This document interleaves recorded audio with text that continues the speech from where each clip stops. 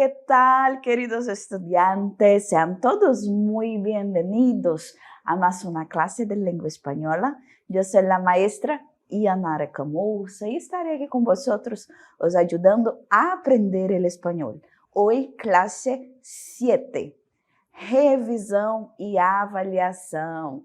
Entonces, ¿listos? Vamos a empezar.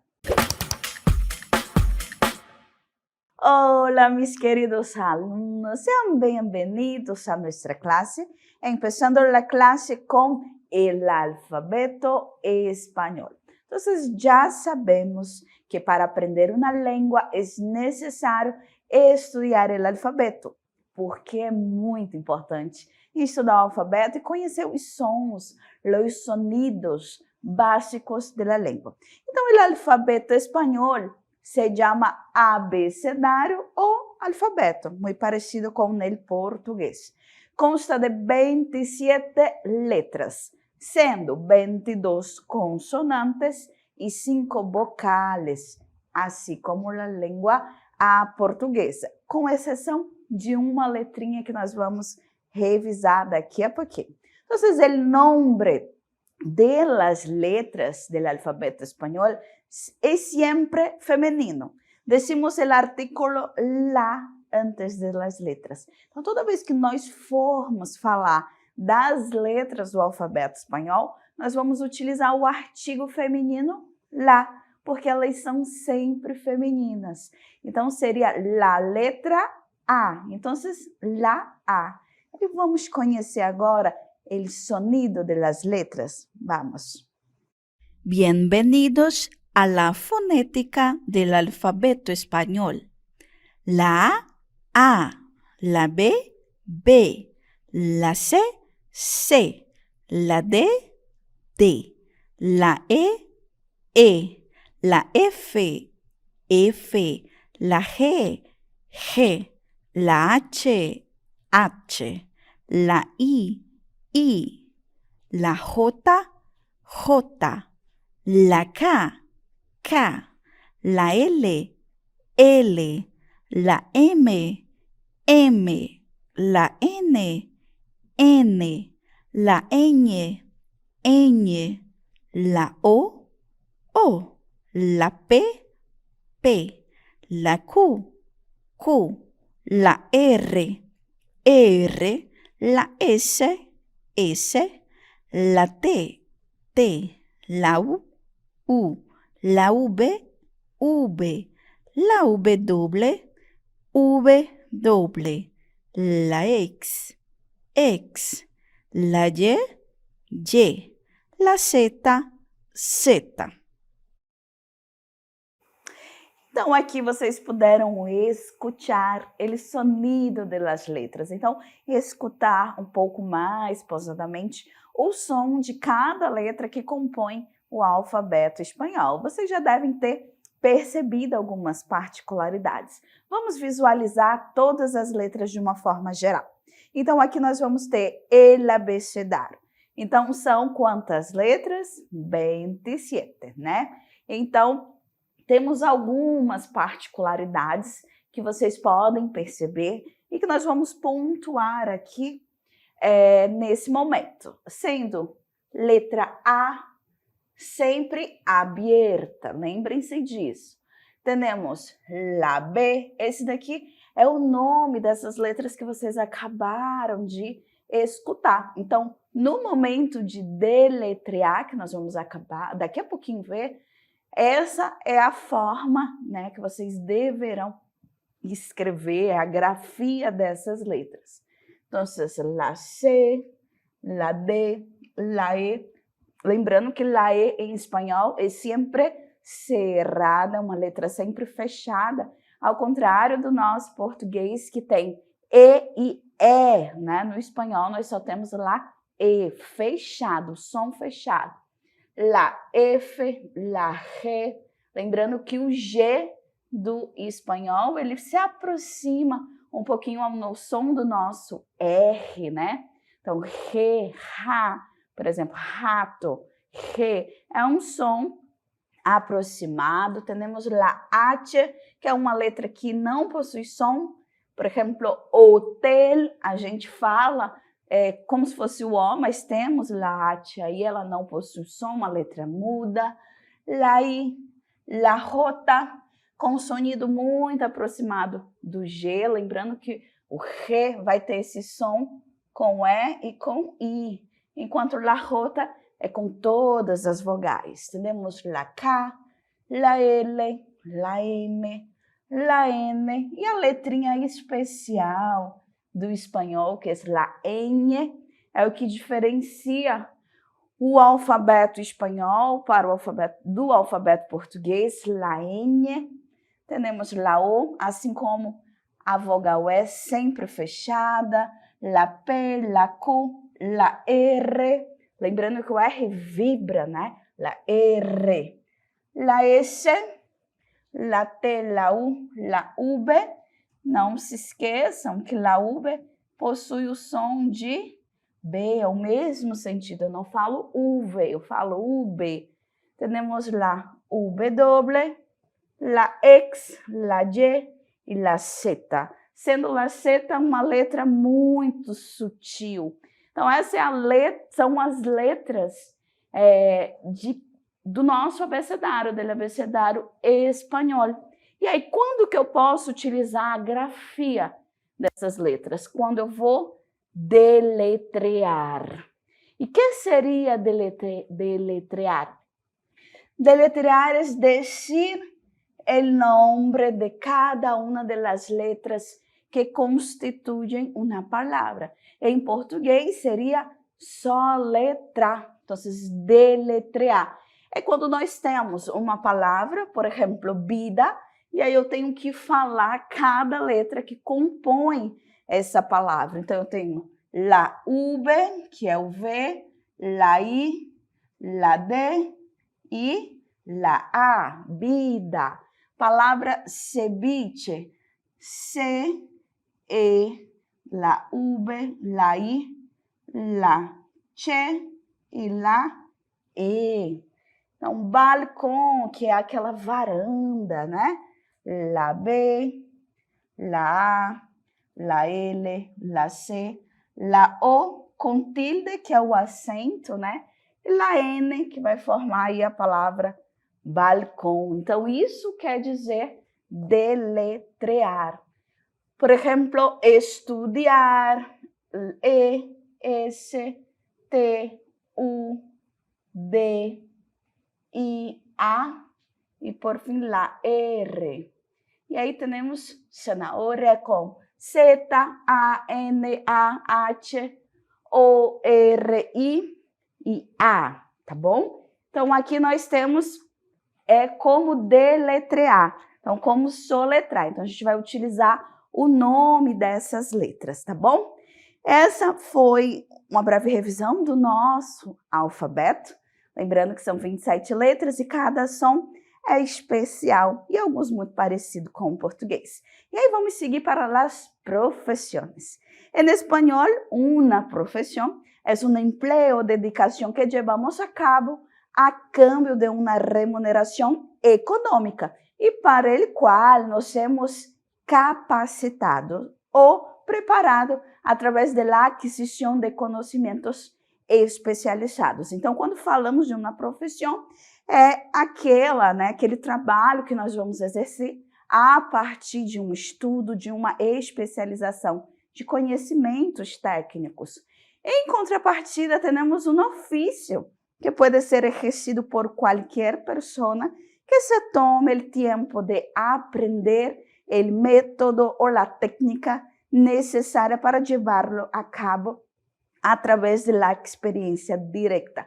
Então, aqui no ofício, a gente vai ter aquelas profissões que qualquer pessoa pode exercer desde que ela se empenhe. Não necessita de um estudo técnico. Qualquer pessoa, de forma autodidata, pode desenvolver esse trabalho. E aí eu convido a vocês a assistir um breve vídeo com algunas profesiones en español. Vamos a ver. Entonces, las profesiones. Tenemos el abogado, que é o advogado no português. El agente de viaje, que é o agente de viagens. El barrendeiro, olha que nome diferente, é o gari, a pessoa que limpa os locais públicos.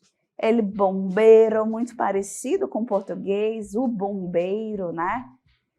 El carteiro, o carteiro, a pessoa que leva as encomendas, os papéis até a sua casa. Carniceiro, olha que nome diferente, é o açougueiro, a pessoa que vende a carne. El carpinteiro, o carpinteiro que trabalha com madeira. El conductor de bus, que é o motorista de ônibus, a pessoa que vai dirigir esse ônibus. El contador, tanto em português quanto em espanhol, a pessoa que trabalha com essa contabilidade de dinheiro. El chefe, cozinheiro. A la estilista, a pessoa que trabalha com a imagem, né, o cuidado dessa imagem. Ele fotógrafo, a pessoa que tem como ofício tirar fotos. Ele mecânico, que é o mecânico, repara carros, conserta caminhões e tudo mais. Ele messeiro, o camareiro. Aqui são dois nomes para denominar o garçom. Ele panadeiro é o padeiro, a pessoa que faz pão e vende. Peluqueiro, cabeleireiro, a pessoa que cuida do cabelo dele, pelo. Policia, muito diferente do português, é o policial, que zela aí pela ordem. Ele salva-vidas, é o salva-vidas em piscinas e mares. Ele sastre, que é o conhecido alfaiate, confecciona roupas sob medida. Taxista, aqui representando os motoristas, né, de aplicativo, ou taxista tradicional. Então, aqui foram algumas profissões del espanhol, que também existe no português, e vocês puderam ver o vocabulário de cada uma. E aí agora nós vamos passear por el universo de los verbos, trabalhando com o presente de indicativo. Então, quando falamos de presente do indicativo, quando eu vou utilizar? Quando eu quero expressar algumas situações. A primeira, acciones habituales ou actuales. Eu vou utilizar o presente do indicativo quando eu vou falar de uma ação que eu sou acostumada a fazer no meu dia a dia, ou uma ação atual, né, do momento. Quando eu vou falar de verdades ou valores universales, então aqueles valores, aquelas frases que possuem uma verdade universal, ela é sabida de todo mundo, todos conhecem dessa forma. Hechos históricos são fatos. Hecho quer dizer fato. Então, utilizamos o presente. E também quando vamos falar de ações com valor de futuro incerto. Aí vamos utilizar o presente do indicativo. Aqui vamos comentar a estrutura do verbo regular. Então, dos verbos regulares do presente do indicativo. O presente de indicativo é muito parecido com o português. Vamos ver as desinências desse verbo.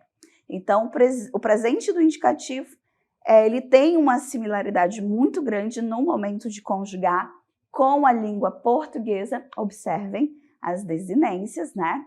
E aí vamos ver como cada uma se conjuga. Temos sempre os pronomes pessoais lá na nossa primeira coluna e verbos terminados em AR, R e IR. São os verbos de primeira conjugação, sendo eles terminados em AR, segunda conjugação em ER e terceira conjugação em IR. E aí cada um possui suas próprias desinências. Lá na primeira conjugação temos o, as, a, amos, as, am. Na segunda conjugação, o, es, e, emos, es, em. E na terceira conjugação temos o, es, e, imos, is e em. Vamos verificar como essas desinências podem ser aplicadas nos verbos regulares no presente do indicativo. Então, aqui nós temos 3 verbos conjugados no presente do indicativo. Cantar, um verbo de primeira conjugação regular. Lembrando, como formamos a conjugação, tiramos essa conjugação, que é a R, e aí vai sobrar o nosso radical, a nossa raiz. E aí você vai repetir essa raiz e vai adicionar aquelas desinências que nós acabamos de ver. O, as, a, amos, as, am. Ficando de eu canto, tu cantas, ele, usted canta, nosotros cantamos, vosotros cantás, ellos, ustedes cantam. E isso vai suceder exatamente na segunda conjugação. Yo bebo, tu bebes, él usted bebe, nosotros bebemos, vosotros bebés e ellos bebem. A mesma coisa vai acontecer na terceira conjugação. Yo vivo, tu vives, él vive, nosotros vivimos, vosotros vivís e ellos viven. Observem que algumas desinências são muito parecidas com a língua portuguesa. E se vocês observarem, a primeira pessoa ela é idêntica, ela é igual para as três conjugações. E há muitas similaridades entre elas e também são muito parecidas se nós formos analisar com o nosso português. E aí, saindo do universo dos verbos, vamos a las viviendas, que são as moradias. Estamos aqui em uma calle, em Cartagena de Índias, em Colômbia.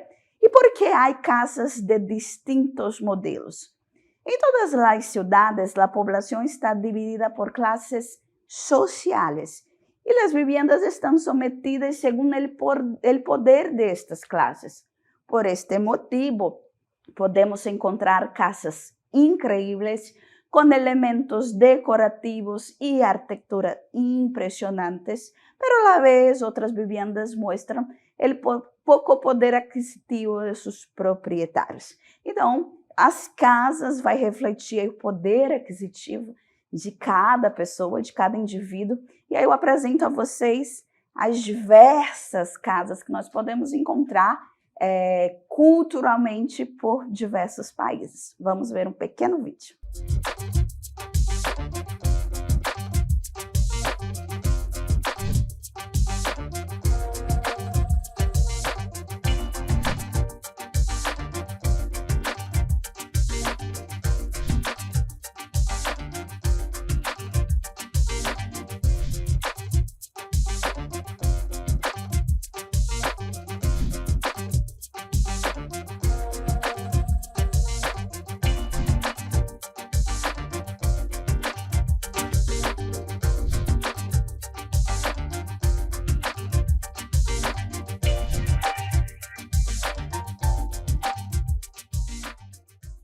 Então, nós vimos alguns tipos de moradia que nós temos no Brasil e no mundo afora.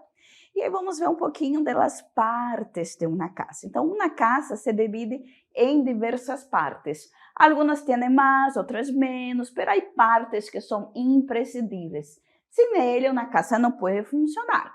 Então, vamos começar com a parte externa da casa. Então, nós vimos que as casas elas têm diversos tamanhos e algumas partes são essenciais. Vamos dar uma olhadinha nessa imagem e verificar algumas partes de casa.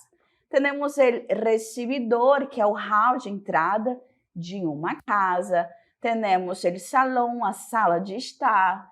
Comedor, que vai ser a sala de janta. Balcão, que é uma varanda. Techo, é o teto da casa. O despacho, é o escritório onde as pessoas trabalham. Desván, é o sótão. Escaleira, temos aqui a escada.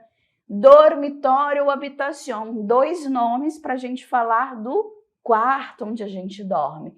Quarto de banho, é o banheiro por completo. La cocina, onde a gente prepara os alimentos.